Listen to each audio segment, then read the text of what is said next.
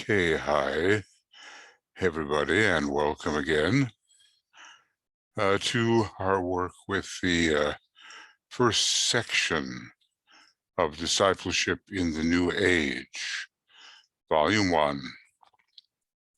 We're on Part 5 of a video commentary, and we've been looking at individual achievement. Those who have achieved via the way of the heart, and those who have achieved via the way of the mind.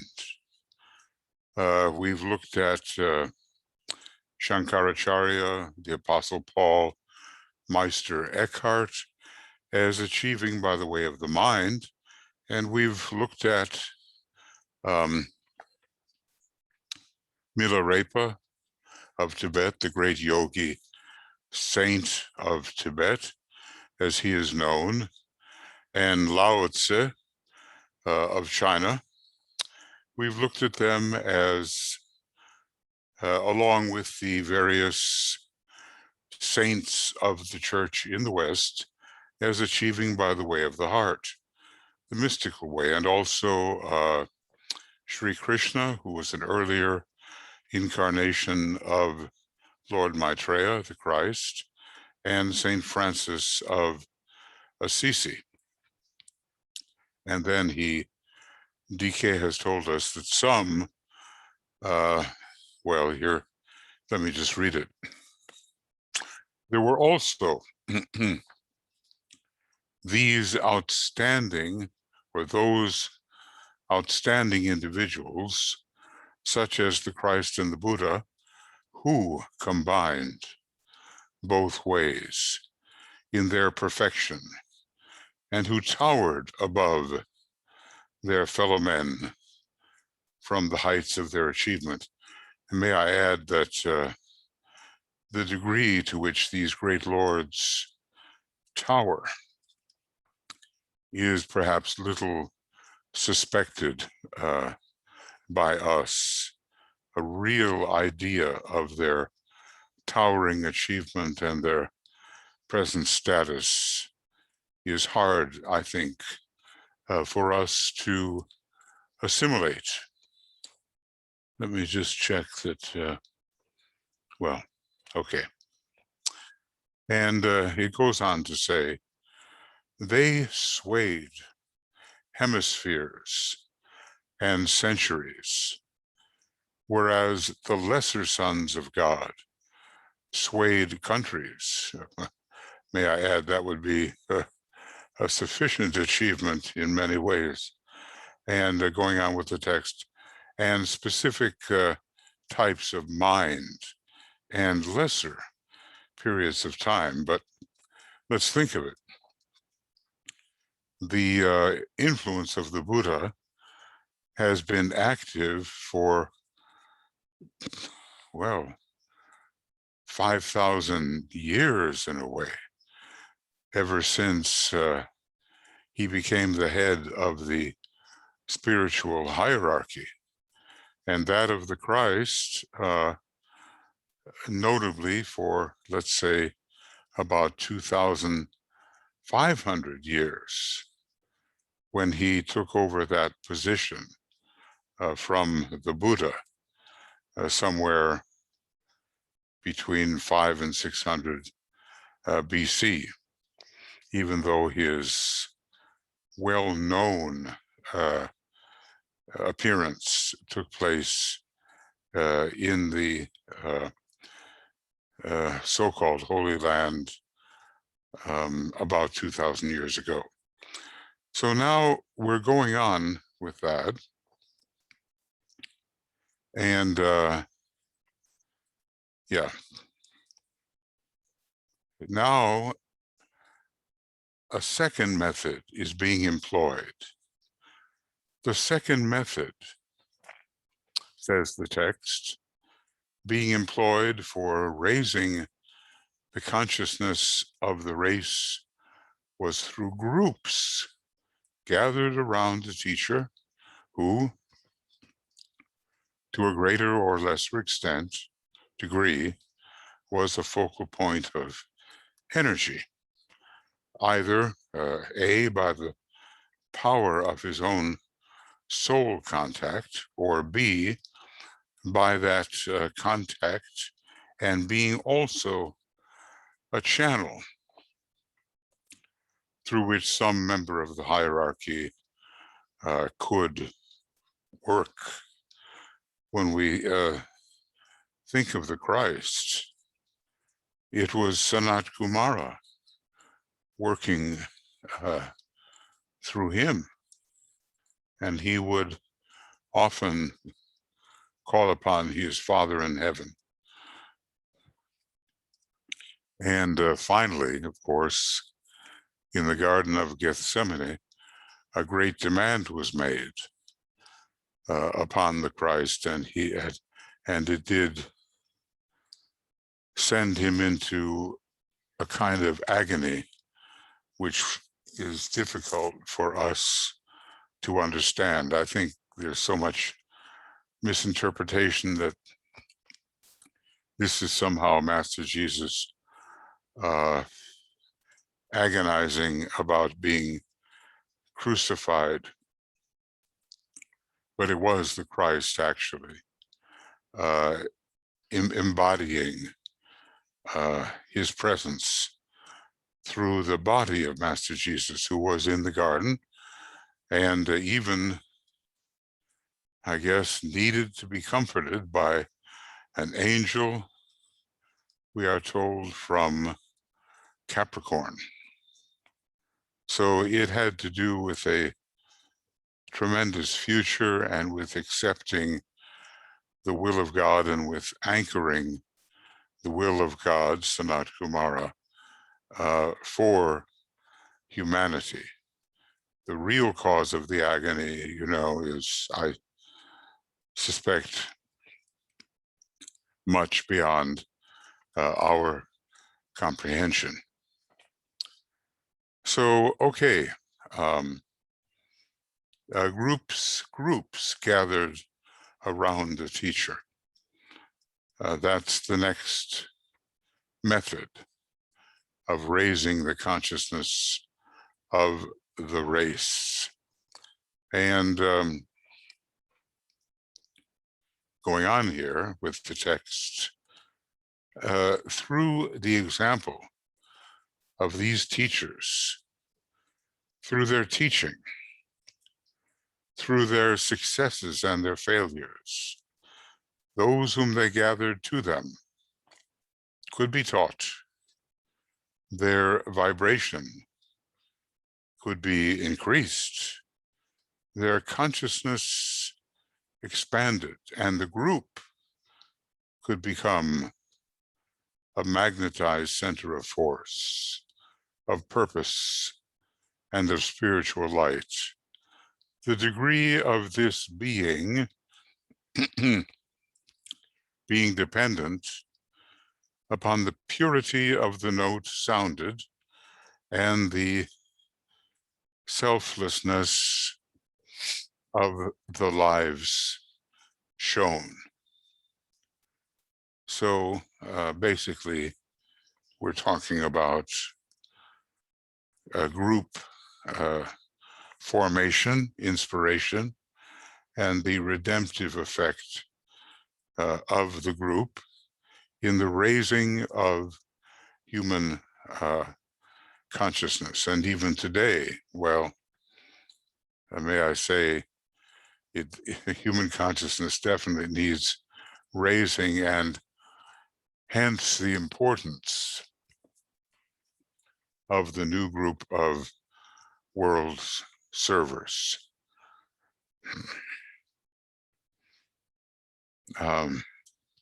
Being an effective instrument for hierarchy and for hierarchical purposes. Going on with the text, the mental caliber of the group also had its effect. For the average vibration and polarization established the note for the group as a whole. The mental vibration. Now, these days, above all else, a new understanding, a new type of mentality is needed by those who want to serve a humanity which is growing in its intelligence and growing rapidly. The old methods, the old incentives to the spiritual life will not be fully satisfactory to the increasingly intelligent humanity. And for this reason, a new approach to discipleship is required, and the Tibetan is helping us to understand what this new approach can be. One thing that struck me when I read it was a long time ago that Lord Maitreya largely was in charge of those who advanced through the way of the heart and were of the, shall we say, the old order and less intelligent than those who must advance on the spiritual path in the future. Of course, as stated, he and the Buddha had both qualities in abundance, the heart and the mind. Okay, now going on with the Tibetan's text, and I do hope you can tell the difference. In other words, when I begin and when the Tibetan is speaking. I try always to signal that by saying, going on with the text, or the Tibetan now says, or we go on with the Tibetan's words, etc., something like that. And then I pause here and there to add my own thoughts to this, which I hope can be a little bit useful to you in certain contexts.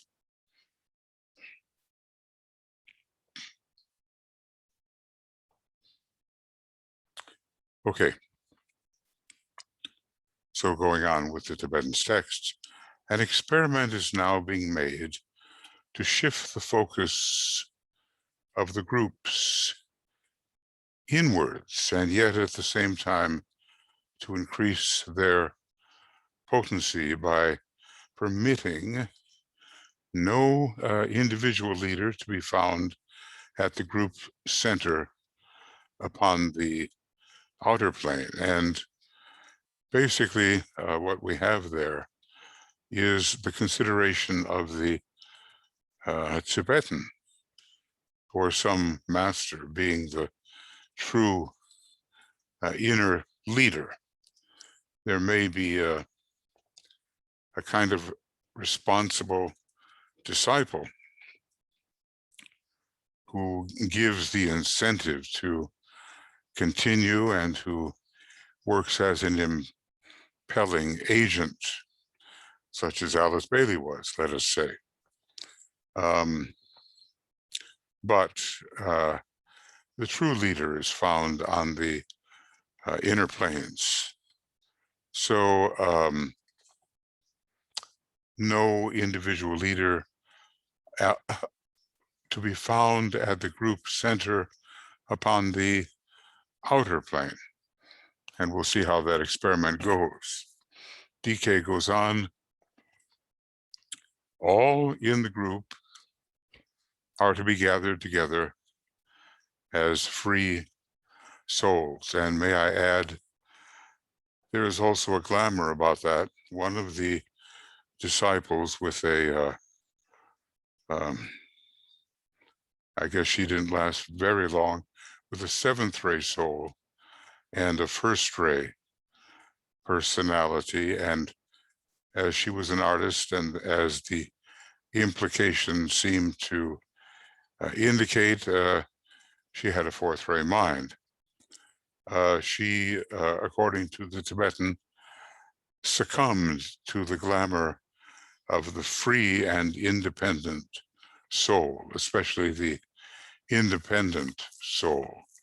And really, what it meant was personality rebellion, and the personality demanding the right to express itself in its own way, regardless of what the angel of the presence was indicating as the right way from above. So, going on with the text, all in the group are to be gathered together as free souls. Together they will learn. Together they will stand with impersonality, and may I add, of the right kind, not the cold and hard impersonality that DK says is easy for the first-rate type to achieve. It's an impersonality which really looks at the group personality from a sufficient distance to understand it, at least from a soul perspective, and perhaps eventually from a triadal perspective. Going on with the text, together they will render service to the world. Together. Well, that, seems very reasonable. And this is what DK hopes to see achieved. And sometimes when we are reading in Discipleship in the New Age, Volume 2, under the seventh ray mode of service, we see the same implication. Leadership of a group by a group. Of course, still with the inspiring master within, being the true impelling source for the group's activity. DK further says, you must remember, however, that any person who takes the position that the work to be done is only upon the inner planes, and that he is working solely from mental or spiritual levels of consciousness, is not right in his conception of the process. Inner work, which does not work out into objective activity upon the physical plane, is wrongly oriented and inspired. Now, that brings to mind for me a couple of things. There have been those who say, well, our organization is only for meditation. Well, maybe something constructive can be offered as a result of that. I don't have a doubt, but the hesitancy to work things out on the physical plane was there. I'm also remembering one of the disciples. DK was giving her a little bit of a rap on the knuckles, I guess, and he was saying, well, there are those just among the men and women of goodwill and among the servers who are doing a lot more for the war effort. This was in England, Great Britain, than you are. So basically he was saying that her work was not hitting the ground, so to speak. And just as hierarchy is working in two directions simultaneously, advancing towards Shambhala and advancing towards humanity simultaneously, he's he's asking us to have some kind of similar pattern, advancing towards hierarchy, yes, and all of the higher soul states, etc., and advancing towards humanity at the same time.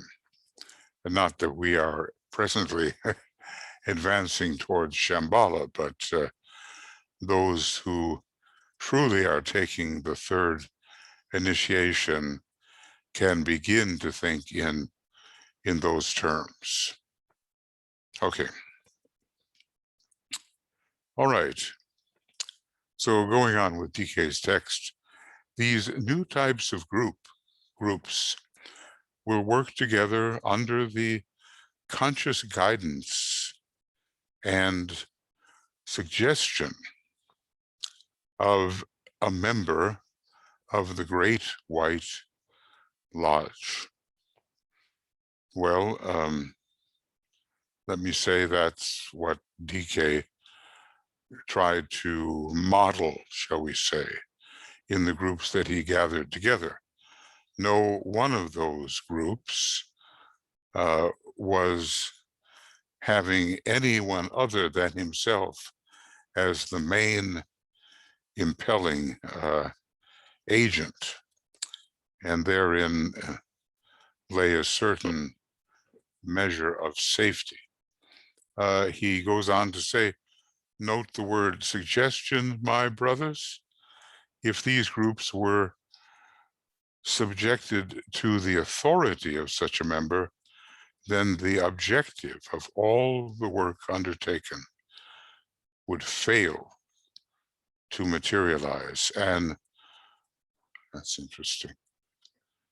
An occult law would have been broken. Free and intelligent assistance is what we are asking from all our disciples today, and we leave them free to render it or not as they like and in the manner which may seem best to them. I am your teacher. I make suggestion. I offer instruction.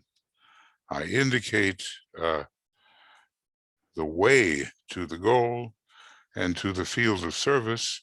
I point out to you what we, the teachers upon the inner side, seek to see accomplished. And well, this is all, a similar kind of statement from him. Going on, temporarily and of your own free will, you have indicated your willingness to serve and to cooperate with my plans. Now there he's speaking as the guiding master. And going on, he says, beyond thus indicating the way and the service, I will not go. It is for all of you, my disciples, to work out in joint collaboration and in the closest understanding the way that my suggestions and my hints should be utilized. I do not interfere. Now you begin to wonder what occult law would be broken, and some kind of authoritative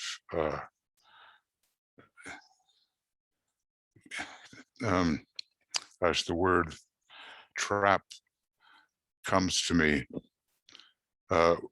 would see the group awaiting guidance without taking their own group responsibility. So I'm going to just kind of highlight that whole thing and indicate at least how important it is. This is the place where he basically says, I'm not going to tell you what to do. I'm going to tell you what we would like to see done, but in your growing group harmony and mutual understanding together, you will work out the modes that my suggestions can be carried out. And by the way, the particular method which each disciple may choose is to work out the general objective is left in freedom. Free and intelligent assistance, he says, is what we are asking from all our disciples today, and we leave them free to render it or not as they like and in the manner which may seem best to them. Now, I ask, can we handle that kind of freedom in the right way? Now, obviously, Alice Bailey was in a higher category than so many of those gathered around her, and she knew the nature of the ashram, Master K.H.'s ashram, and was, I guess, instructed to gather a certain group in person every month to discuss the ashram. There's no question that she was an ashramic leader, but still, again, the method of carrying out the indications which she may have given was not enforced authoritatively. Now, may I say that does take us into a new type of approach. In the old days, I guess, the teacher expected absolutely strict obedience to his or her indications, and in a way took responsibility for the result of what would happen when the disciple carried out those indications with exactitude. But that's not the way anymore. And we can increasingly understand why, of our own free will and accord, we must function. And in harmony and mutual support with our group brothers and sisters. This is laid before us now, and it means the disciples are, in a sense, growing up and are no longer so much in the childlike state. Okay. Now, what else from the Tibetan? First of all, he says, I call for a deeper love and comprehension between the members of the group. Oh, that's so clear, and maybe, shall I say, difficult for some to achieve. First of all, he says, I call for a deeper love and comprehension between the members of the group. And this means that, does it not, that we will really wish for the success, spiritual success of each and every member, and thus, I would say inevitably, the success of the group.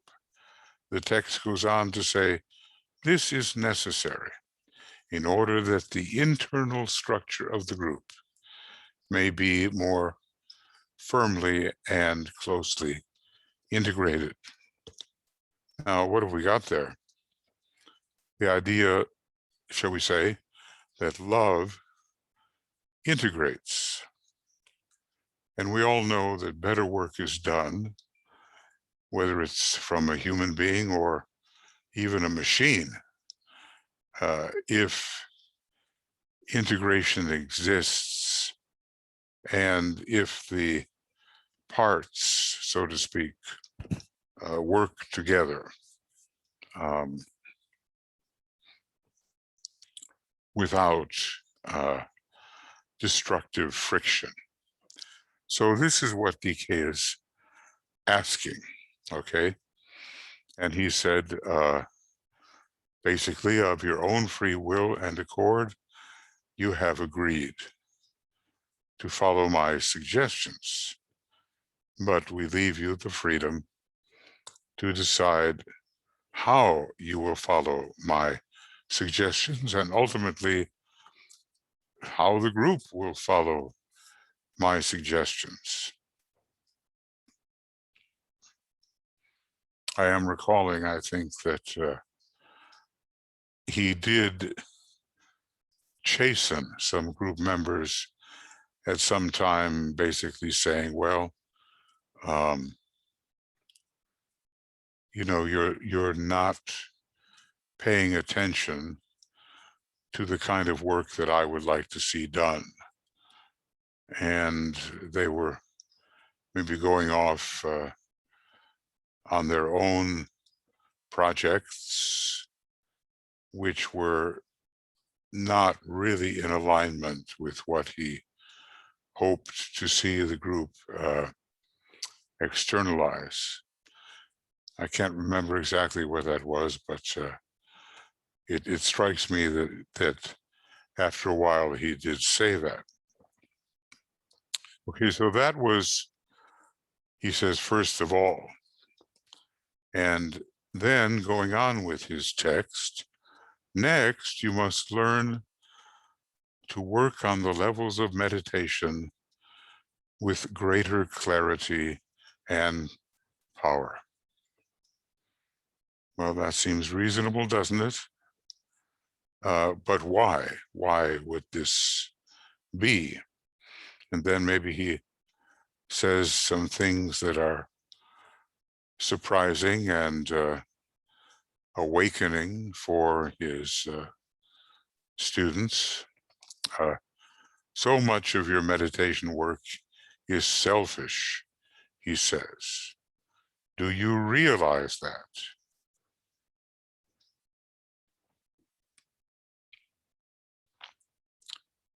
And if we were going to pause, we would naturally ask ourselves, is our meditation work selfish? And is the group or groups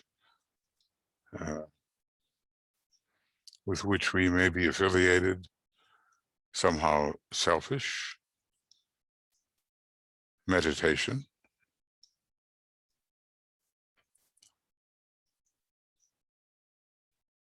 If it is, may I say, if it's selfish, it means that it's not really being done within the field of the soul. It's being done with the eyes upon the personal self and is seeking some kind of advantage for the personal self, or maybe even for the personality of the group. So he's asked us, do you realize that? Going on with his text, is not your attitude very often to be expressed in the following terms?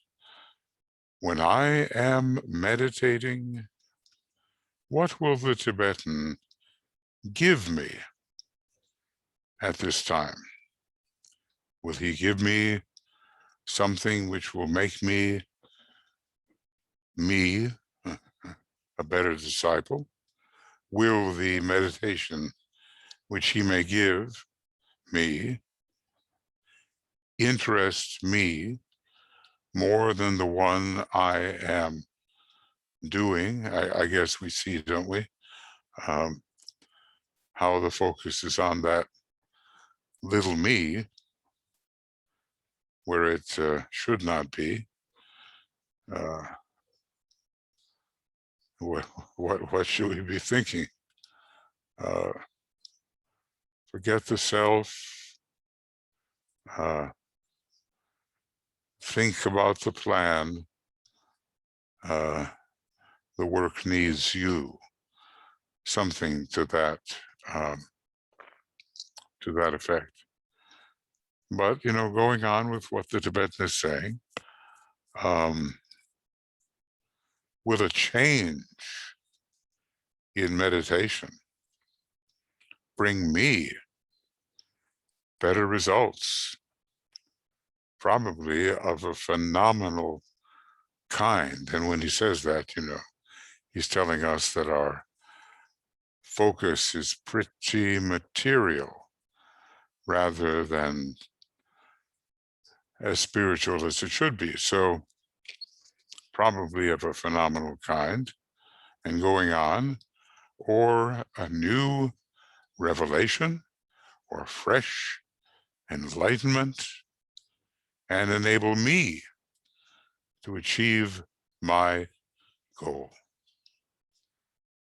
Well, maybe, may I say, we can understand why the Tibetan has said that so much of our meditation is basically selfish. How do we relate to what he said here?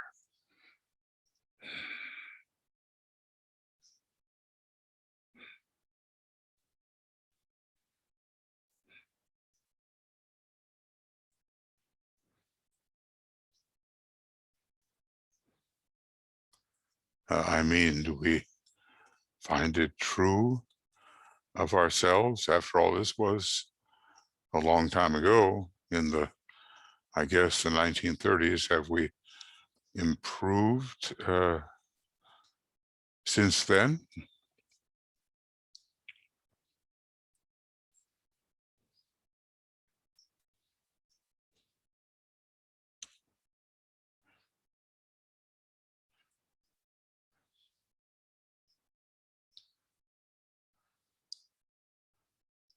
So basically, are we putting aside self-concern? We so often identify with that lower self, and we want to see it somehow enhanced. But are we, or can we,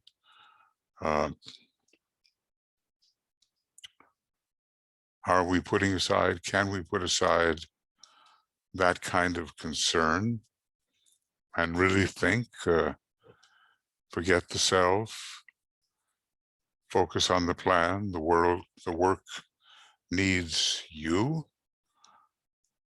Or maybe another way of putting that, forget the good self and the bad self, and let only Christ be seen and heard.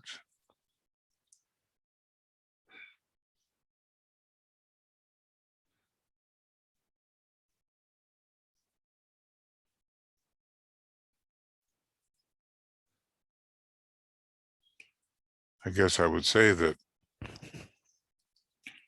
none of this is easy to achieve. There is such a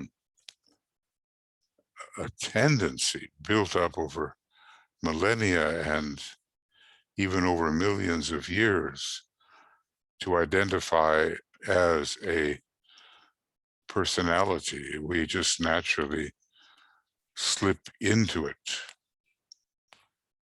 But when a little something different happens and we find our identification shifting, then we know there's more to the meditative process than we may have been utilizing. Now, going on here with the text, if I just need to do it.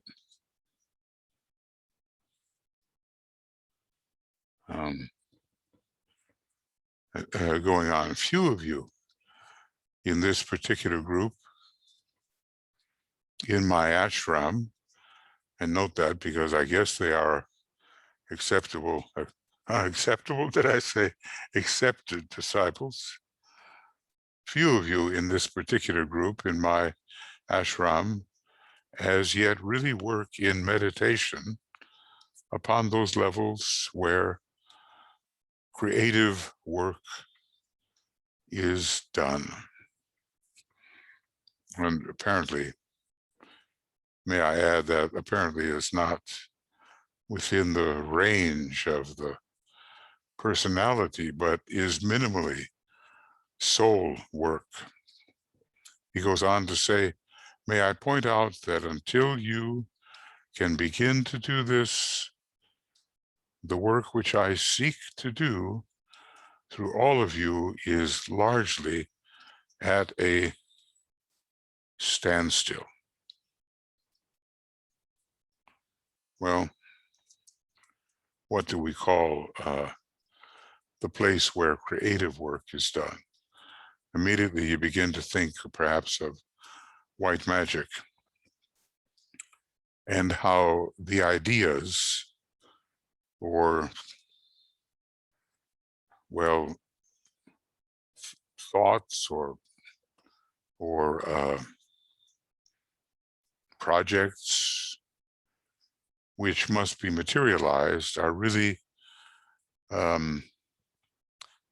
evolving from the level of soul. They are really meant to be brought down from the level of soul through the elemental nature, through the mind, and through the acquiescent yet aspiring astral body, and into the fires of the etheric body and the ancient fires of the dense physical body. You think that the kind of creativity we're trying to achieve in the magical process at least begins with the soul. Now, that word soul is so often used, we have to be really careful about what we mean. But it is a state of consciousness elevated above the normal personality state. It has in it spiritual light and spiritual love and spiritual sacrificial will and the sense of synthesis and even a kind of impelling will which originates with the monad. The state of soul from which we all might learn to work has all of those states. So it's been called different things, but basically it makes one a light worker. It makes one identify with the love of the world, and it makes sacrifice a normal tendency. And on a still higher turn of the spiral, it gives us that sense of synthesis, which is so easy to talk about and so difficult really to understand. And finally, it does have the presence, the extension of the monad at the center of soul life.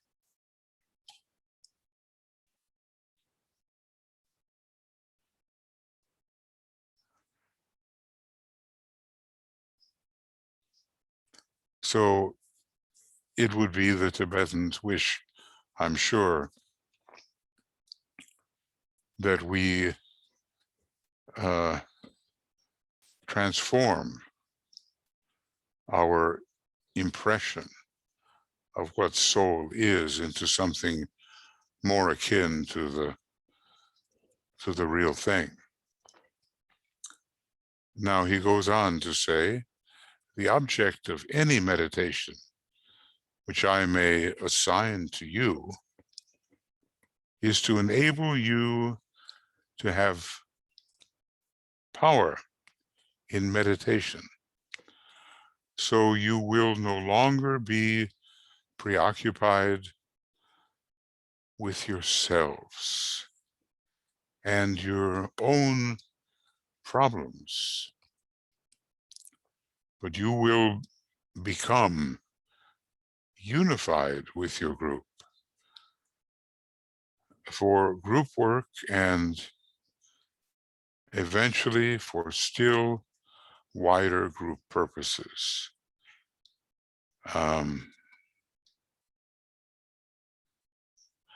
My purposes as your teacher and a world worker. There's another hint about his status and server.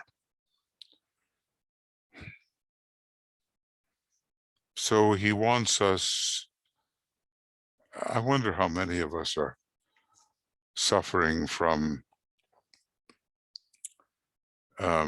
personal preoccupation.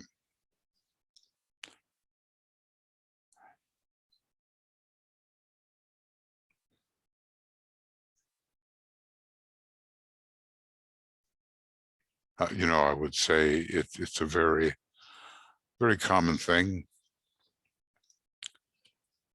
And it doesn't seem wrong in itself, but its elevation is just not what otherwise it could be.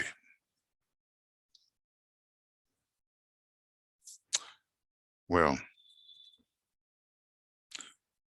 we're getting there. This is going to be a short program because once again, I have a broadcast coming up.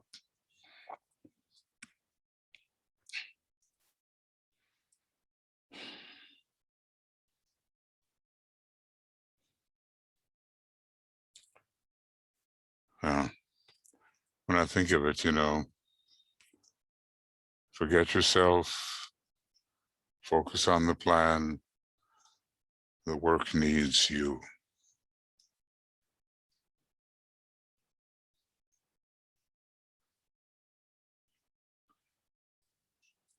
If only we could really do that.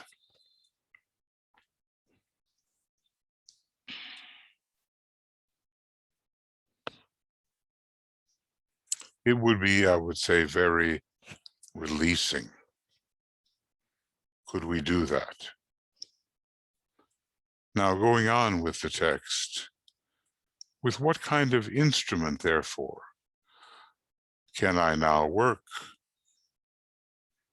Well, I think, may I say, DK is looking at the entire group in its 10 divisions as one group, and it is an instrument for his purposes, or at least is meant to be that. He goes on to say, every true teacher asks himself this question as he studies the grouping of souls, note, may I say, of souls, okay? He didn't say of personalities, that does come into the picture, but he says of souls. So repeating here, as he, the teacher, studies the grouping of souls with which he has associated himself and which he seeks to serve and aid. As integration of the group takes place, the predispositions and the basic tendencies of the massed group qualities emerge and can be studied. Okay, so we really get the idea that this is no haphazard undertaking. A lot of study of the personnel or the souls assembled has gone into the preparation process. And through this study, may I say, going on with the Tibetan, weaknesses can then be offset and right indications fostered. There we have one of those kind of ellipses which suggest the text has been extended, but it's not in the book. So how often do we look at this from the point of view of the master? We are what he has to perforce work through. What kind of instrument are we? And how are we, each one of us individually, contributing to the quality of the group instrument?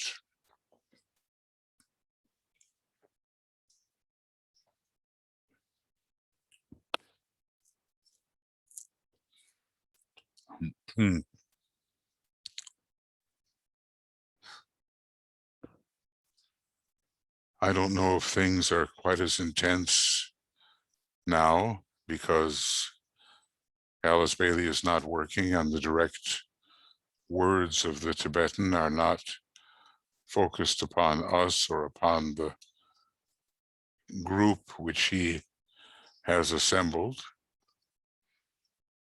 but they should be intense considerations, because before long we will find ourselves in such groups again. Maybe some of those who were the disciples of an earlier time gathered by the Tibetan are back for a second try. Okay, a little bit more, and just a little because I can't, when the time for the broadcast comes, that's it. I have to do it. But a lot of value lies ahead here in this section of the book. So going on with the text, DK says, I have earlier pointed out to you that the basic qualities for which we look are, and may I say it does good to repeat these things, are sensitivity, impersonality, psychic capacity, and mental polarization.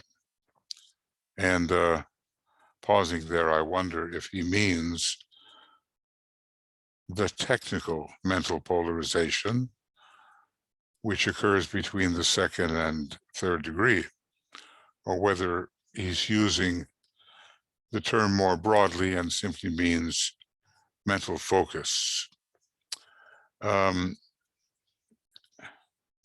So these are the basic qualities that he and Master Kuthumi discussed as necessary for a new approach to discipleship and to group life.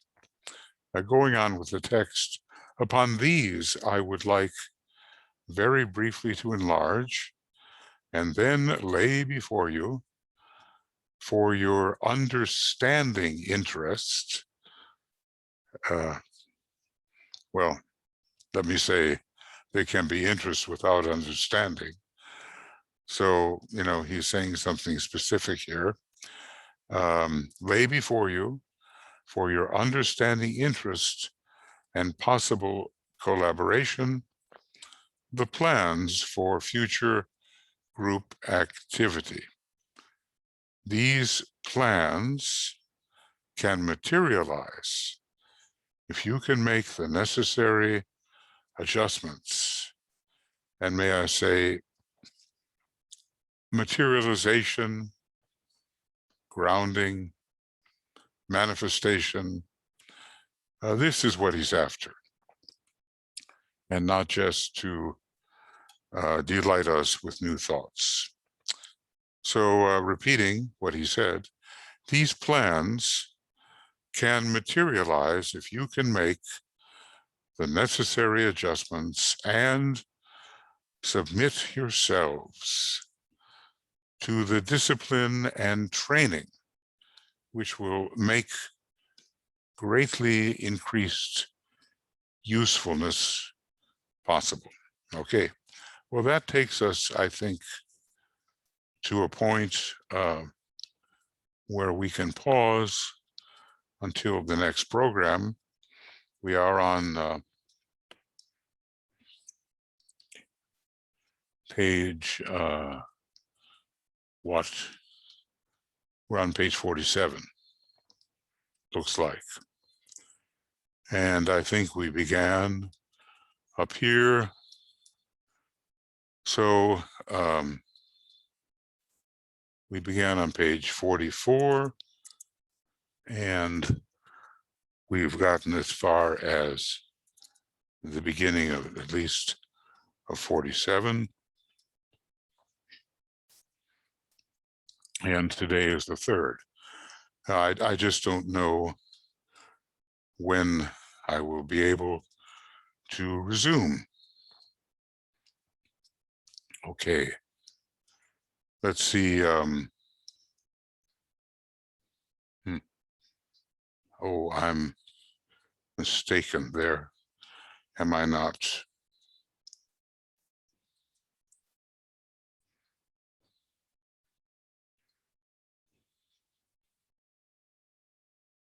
Okay, I tried to save you a little bit of housekeeping there. We have finished program 2022, okay, not 21. And it has taken us to page 47. And we're pretty much, it has been from 44, 45,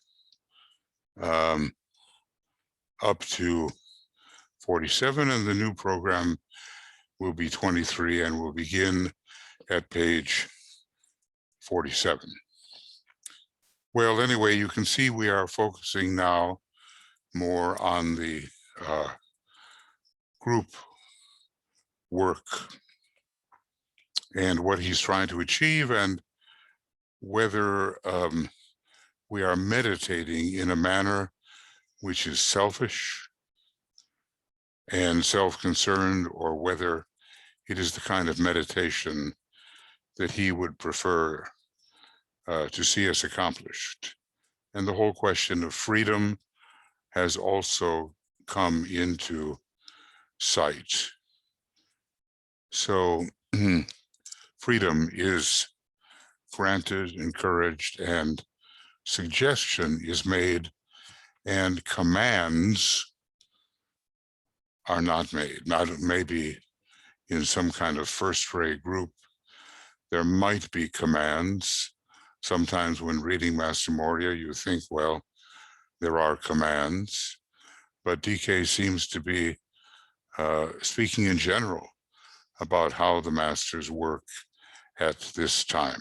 So friends, I'll get on to what I have to do, and wishing you, from Tuya and me and BL and Joe and Michael, Stacy and Michael Crow and other helpers with communication, the very best, lots of love, and just increased ability to follow what the Tibetan is suggesting, and to do so with accuracy and of our own will, our own will and accord. See you before long.